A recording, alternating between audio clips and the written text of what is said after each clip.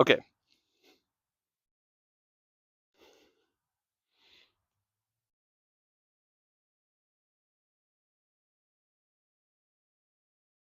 All right. The circle of you. Pretend that's a perfect circle. This is you.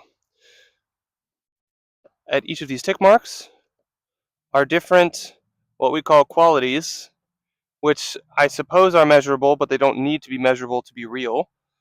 It might just be that we don't have the technology yet.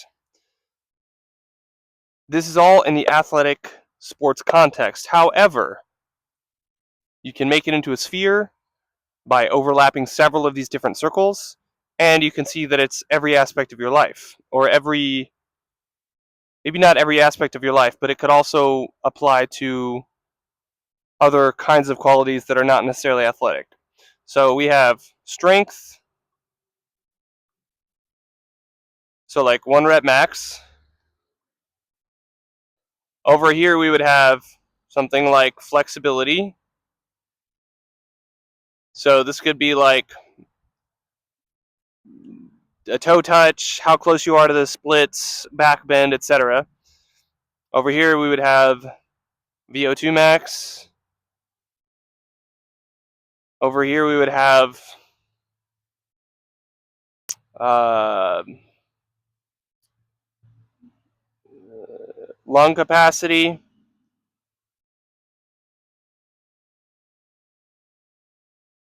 Uh, Cold plunge time, or which is really measuring your cold tolerance or cold adaptation, as well as your sauna or hot adaptation, which is relevant for things like your hemoglobin and myoglobin, which have to do with how much oxygen is in your blood. Now, there could be damn near anything on this wheel. It doesn't really matter. What does matter is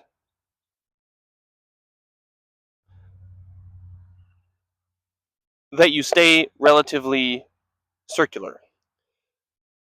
So if this is a balloon, the way a balloon grows is it grows like this, and every part expands. Now, in a real balloon, there may be a little bit of an oval, and in this, there may be a little bit of an oval too, and that's okay.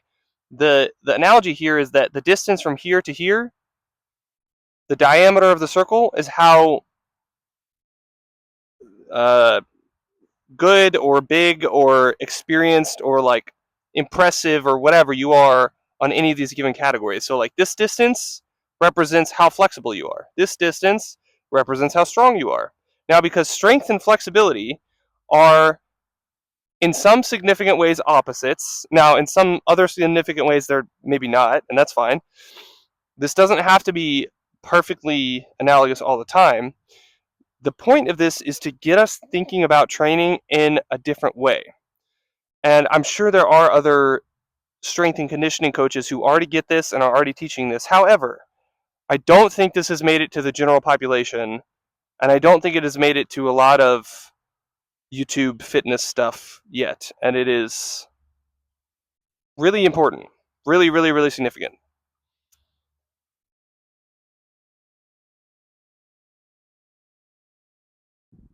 Because these are opposites, you can only be as strong as you are flexible. Typically, not always. But if we're talking about healthy, helpful ways to train, this is it. Now, I'm going to explain this in a slightly different way.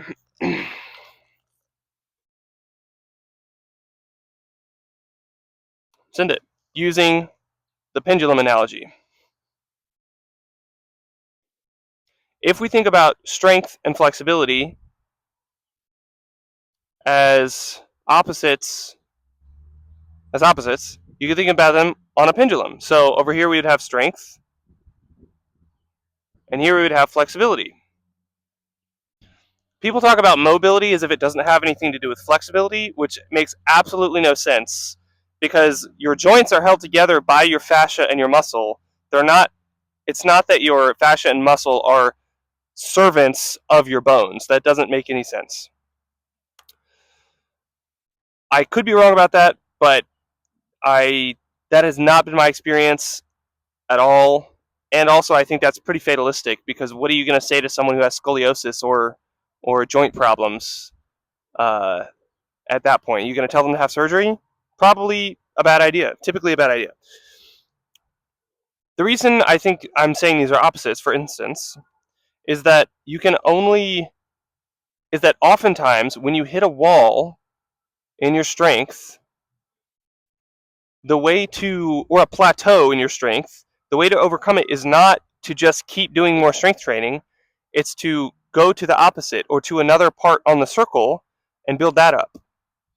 So you see that these are opposites. A quick example is that in high school, I could bench press more than I squatted, even though my legs were ginormous, because I had such tight, inflexible hips that I could not do a squat to parallel without enormous back pain. Why was this the case? Because I spent all of my teen years wearing men's pants that aren't stretchy and doing Western athletics and sports, which maybe had a little bit of stretching, but it didn't have anywhere near the kind of stretching that Japanese karate, which is the only karate, that karate and yoga did. So what ended up happening was, in high school, I had chronic low back pain, like literally several times a day would stop what I was doing, like between classes, and have to stretch my back. And it was terrible. And my squat max was embarrassingly sad on the football team, because I had such terrible back pain. But no one told me that I needed to stretch more. And even if they did, the West at the time, we've gotten a lot better about this in the last 10 years, but at the time, the Western notion, the high school strength and conditioning notion of stretching, didn't have anything to do with yoga. It didn't have anything to do with martial arts. It didn't incorporate the mindfulness or the explosiveness of martial arts either. Um,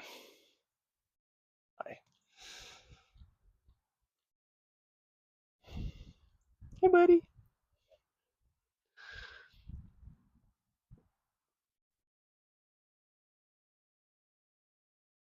You're going to see as we go on that these opposites are all over the place, and you can't really escape them. So there's also within karate,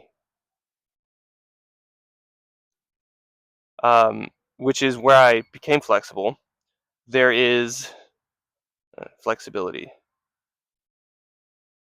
There is a pendulum within karate of what you might call static stretching, or what you might call flexibility, just like stretching. This could include static and dynamic stretching, and there's also explosiveness, which is also, once again, yin and yang. So in karate, what I'm talking about here, this is when you sitting in your splits and stretching for the splits. I would sit for sometimes 10 minutes in one position and just explore different variations of the stretch before I move to a different stretch. Also in karate, you hit things and it's very explosive. And basically what this ended up doing is you had the static stretching time where I would be stretching for the splits. And then when we would be doing the actual karate, practicing the basics, we would be practicing what's called junzuki, which is the basic punch, from which essentially everything else flows, because the better you get at junzuki, the more you incorporate essentially every single part of your body, channeling energy into your fist.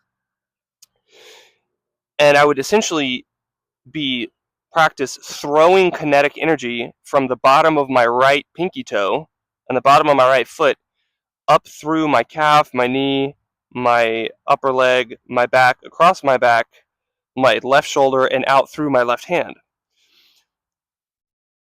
But there was a very distinct dichotomy here of passive yin opening up the tissues, So you're opening up the tissues, and then you're throwing energy through them as hard as you can. So anyways, that's an example of how these opposites are everywhere all the time. But enough of that little brief stint about karate.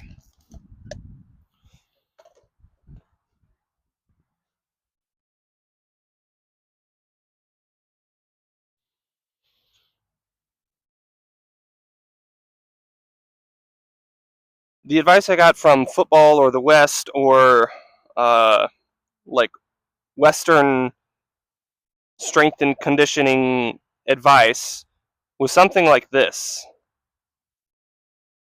They were focused so much on strength and weightlifting, but they would only stretch for like 30 seconds at a time. So the opposite equivalent over here, I don't want there to be shadow in this. The opposite equivalent would be, so this is like football. The opposite equivalent would be like a bad ballet coach, well, that's not even what you call them, ballet teacher or dance teacher who would have mega splits and be always training to be more flexible and do contortion and all this stuff. But for their strength training, they would never ever touch a barbell. The most strength training they would do would be like push-ups and bodyweight squats. And so the point is, these people never balance. They never achieve balance here. And the point is that I never fixed my back pain and overcame my strength plateau until I went all the way over here and started stretching for the splits like they would in ballet. I was in karate. So this is ballet.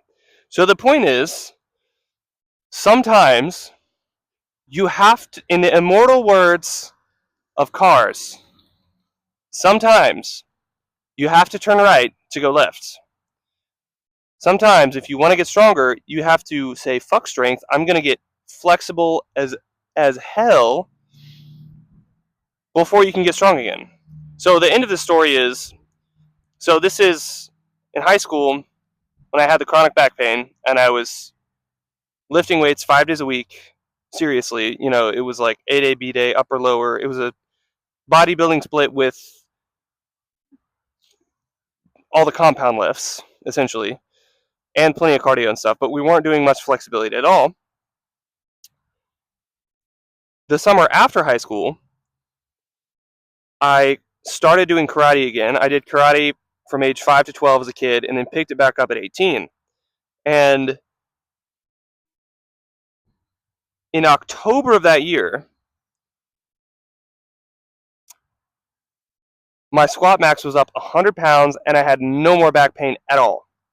So in June of that same year, I hurt my back squatting 190 pounds at like 170 pounds body weight, which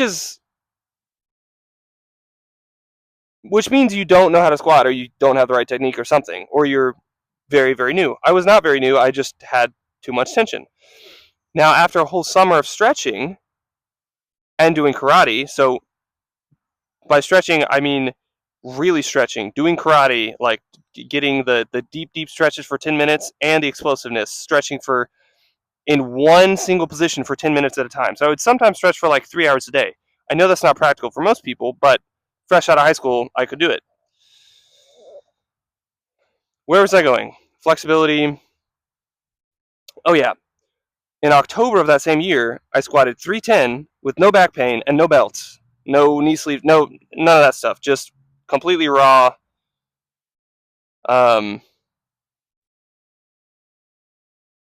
Squat.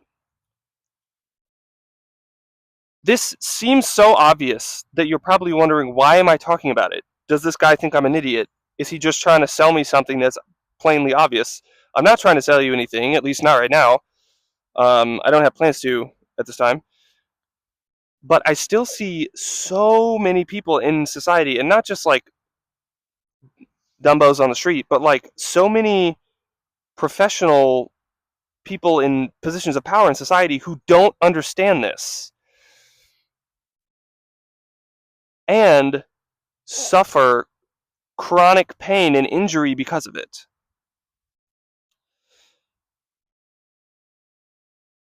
I don't want to get into a whole tangent cursing our society, but this is so obvious, to me at least. It's so rational, so reasonable. Let's put it into practice. Okay, I think that's all I had for that. Now we'll go back to the circle.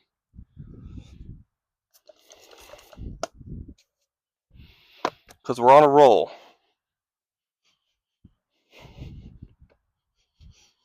A bigger whiteboard would have been nice, but we're at a park, so this is thankful for this one. Pretend that's a perfect circle. We're actually going to try something else. Because the next layer of the circle is the spiral.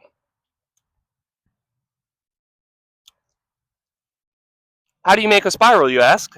Well,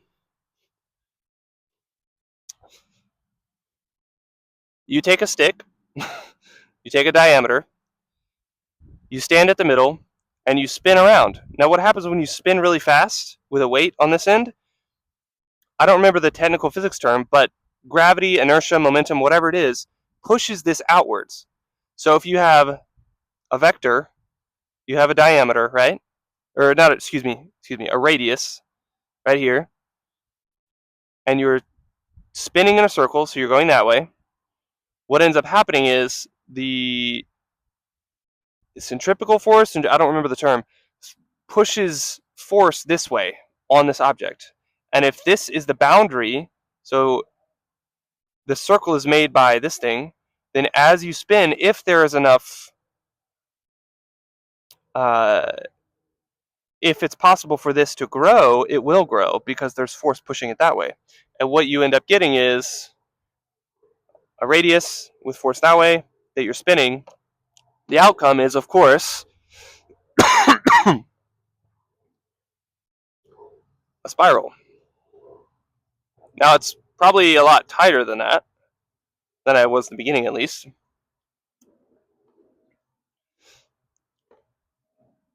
Center. I don't know, strength. It doesn't matter where these are.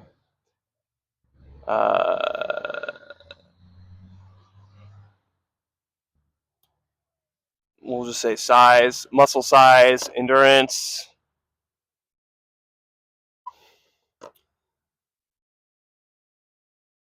Flexibility. Flex for short, flexibility. So this, everything works smoothly if, as you grow, you're always touching these other points. This is why wrestling is perhaps the best sport for becoming an all-out freak athlete that there is. There may be another obscure one that I don't know, but for instance, golf is not going to make you strong. It's not going to give you endurance. It's not really going to make you flexible.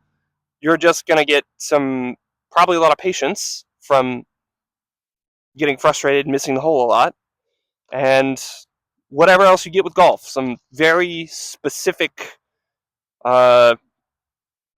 force generation. I don't know. Golf won't make you strong.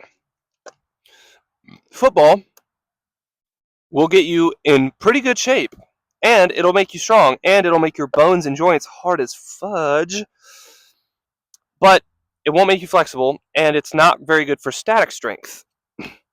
Wrestling, probably also like jiu-jitsu or similar sports, are some of the sports that touch on all of these all at once. So you're going to get muscle size, you're going to get stronger, you're going to get static strength, which is, can you hold something heavy for a long period of time? You're also going to get endurance. And you're going to get some flexibility, although not necessarily tons. But also, wrestling will hurt if you're inflexible, so it will motivate you to get more flexible on the side. Now, why am I saying all of this? Again, it's kind of the same thing from another point of view. Perhaps the spinning of this is time. No, that doesn't make sense. Delete that. delete that last part about time. Maybe in order to round all of this out, I'll give you an example of what a poor athlete looks like. And by poor athlete, I mean someone who is. Well, we're going to start with strongman. No, we're going to start with bodybuilding. So a bodybuilder, and this is going to be caricaturely bad. So I'm not saying that bodybuilding is terrible or that all bodybuilders are like this, but I have known multiple people who train like a bodybuilder, and their circle looks like this. Does that look like a circle? No. So this is the center, right? And this is, there are other qualities, maybe like flexibility. This may be VO2 max. This may be strength. And this is hypertrophy or muscle size. Muscle size.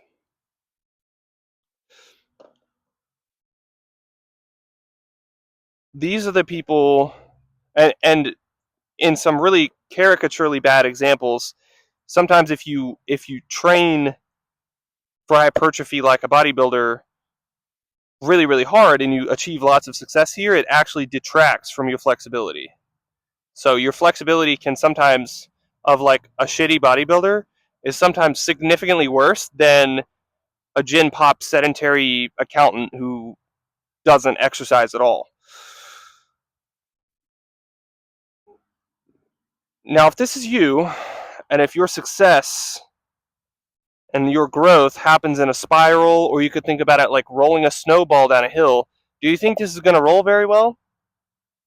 If this was the wheel on your car, would it go very far? No, it would be terrible. Terrible. But this is what passes for a lot of athletes in society.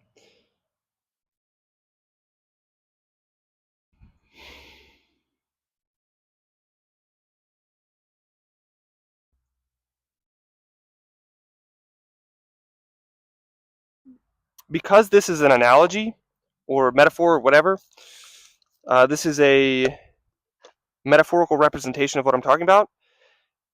It's not quite as, this doesn't mean that like if you see this you're going to immediately recognize, oh, I need to be more flexible, or oh, I've been training too much of this or whatever, or oh, my back pain is because I don't do enough yoga.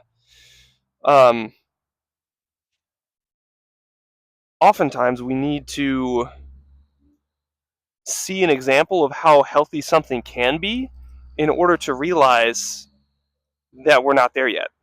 So something one of my massage therapists would say to me a lot is that oftentimes people don't know how much pain they're in until it finally goes away. But if you're in chronic and consistent pain every day, all the time for years, you often don't even notice it anymore. And sometimes it can manifest as like, oh, you just cranky all the time, and maybe your wife and kids think that you're just depressed or a cranky person or whatever. When that may be true, but also you've just had incredibly stiff, unhealthy, tense muscle tissue for years, and you don't realize that that's a thing because it's been so consistent that it's gone from your mind. I believe that's related to hedonic adaptation, but maybe not. That's for another time. The reason this is relevant and significant is because sometimes I think I'm depressed when I'm really just hungry. Or sometimes I think that I'm, I don't know, have a cold when maybe I'm just uh, deeply, deeply exhausted, or my adrenal system is shot, or whatever. Now, it seems like I'm rambling, but there is a point to this, and the point is that when you understand this circle analogy and approach, you can begin to fix problems from any point on the circle. So one key thing is that every point on the circle, at least plausibly, affects every other point on the circle. Now, that may not be the case, but it is definitely the case that each point on the circle affects several other points on the circle, even if not all of them. So your VO2 max, which is how well your body can, or how much oxygen your body can take in per unit of something, I don't know. You can think of it as how good your body is at taking up oxygen from what you breathe and using it. Now, oxygen affects so many metabolic processes in the body, which means that how well you take up and use oxygen affects how strong you are. It also affects how well you recover and how quickly you recover from your strength training sessions. It affects how well you recover and how much muscle you grow from your hypertrophy style training. And the same is probably true of flexibility. I don't know as much about the mechanisms related directly between these two.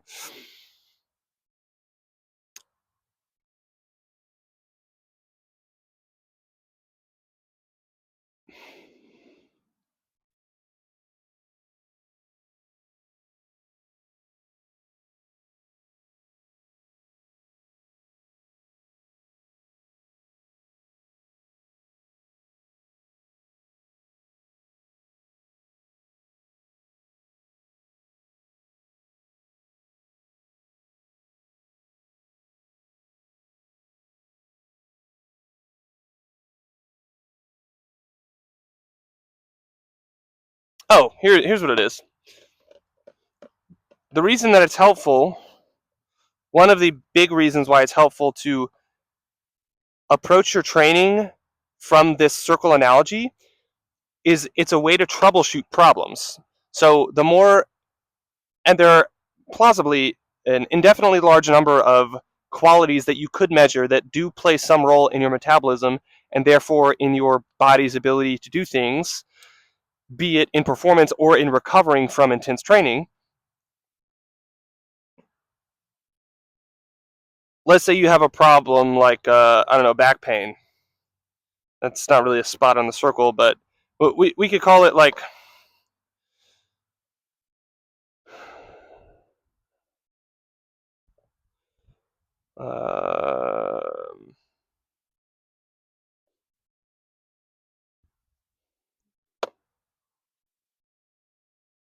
okay, we're going to have a dip right here in, it still doesn't make sense in terms of the analogy.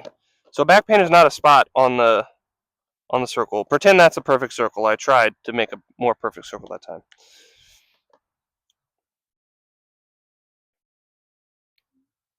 When you go about addressing the back pain, there are several different ways you could do it. And yet, I think this is the perfect segue into the maze of metabolism.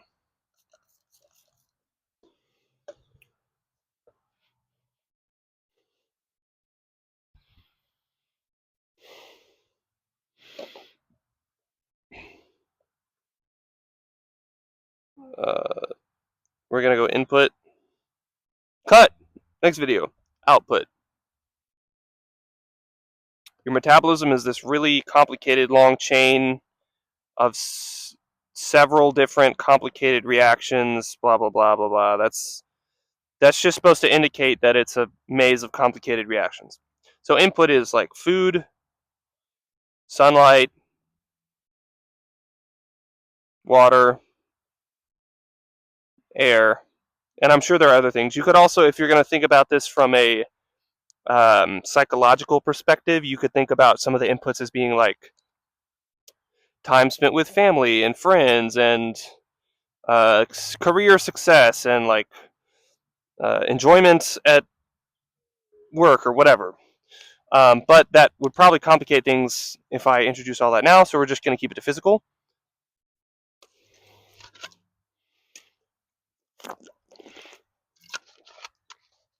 Let's see how concisely I can do this. The output is tissue and energy and poop, which is just a byproduct.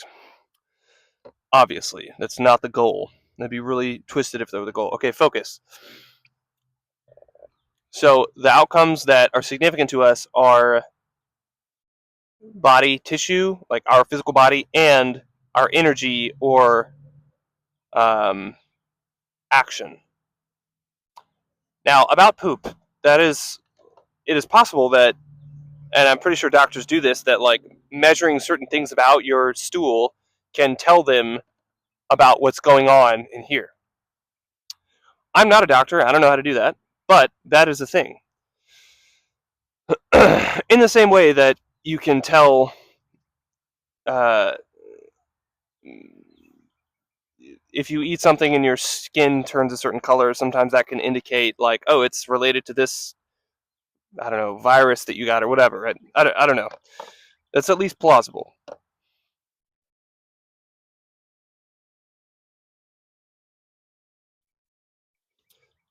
Basically, the point of this is that what we often, the point of this whole analogy is that we oversimplify this incredibly complicated thing in order to make sense of it in a way that is stable enough so that we don't freak out and feel completely powerless and terrified in our daily life about our body. Because if you really thought about like the parasites that could be living in any and everything you eat, or if you really thought about like how the fluoride in the water that you drink could be doing these things to your brain and like, you would be terrified, right? And so most of us don't want to be terrified because we have work to do and jobs to get to, and like we want to go to the movies on Friday night. So we just kind of block that out. We just like hide it, right? And we choose to think that like, oh,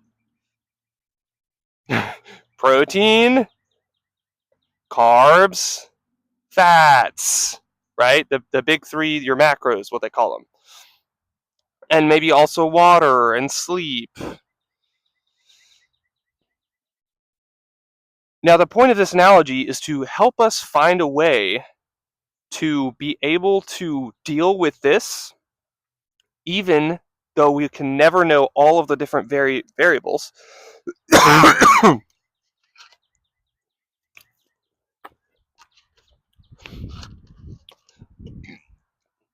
The point of talking about this is to help us to be able to troubleshoot and work with the incredible complexity of this without uh, either being bogged down in fear and analysis paralysis, or just shoving the cat back in the bag and thinking that everything always comes down to proteins, carbs, and fats and water, because it does not. Or whatever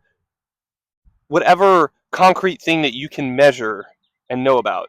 So this is the known and measurable. This is the unknown and or semi-known and difficult to measure.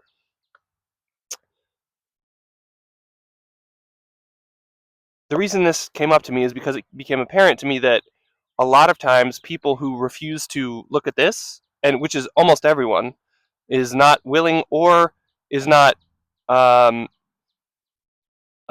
patient enough or equipped rationally to be able to parse out the incredible complexity of this. And because of that, they're just completely blind to their blind spots, and which sometimes hide shadows and things that are making you sick. Yes, this is where some of the conspiracy, I don't even want to call it conspiracy, but some of the more extreme health trends live.